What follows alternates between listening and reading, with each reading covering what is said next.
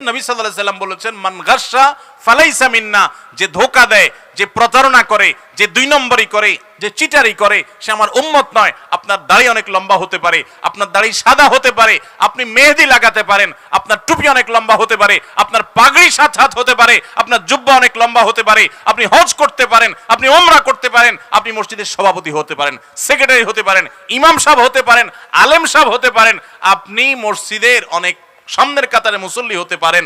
আপনি যেই হন না কেন, যত বড় টুপি লাগেন না কেন, আল্লাহর খাতায় আপনি চিটার, আল্লাহর খাতায় আপনি প্রতারক, আপনি ভণ্ড, আপনি 2 নম্বর মানুষ। মনে রাখবেন, ঠিক ঠিক বলে খুব বেশি চিল্লানোর দরকার নাই ভাই, একটু ভেতর থেকে উপলব্ধি করেন। হয়তো আপনারা এখন চিন্তা করতেছেন আপনাদের এলাকায় কেউ এই কাজ করছে, এখন তারে বাঁশ দেওয়ার জন্য জোরে সোরে ঠিকঠাক বলতেছেন। এই কথাগুলো হয়তো কারোর উপরে যাচ্ছে, আপনি খুব মজা পাচ্ছেন, এই জন্য একেবারে জোরসে নারায় তাকবীর দিচ্ছেন, জোরসে ঠিক বলতেছেন, হুজুর বাঁশ দিচ্ছে, আমি ঠিক বলে আরেকটা বাঁশ দিয়ে দিলাম।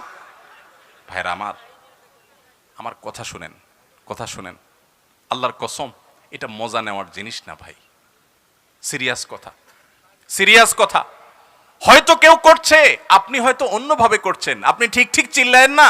ঠিক ঠিক চিল্লানোর চাইতে বড় জিনিস হলো উপলব্ধি করেন, কখনো অসৎ উপায় অবলম্বন করে 1টি টাকাও কামাবেন না।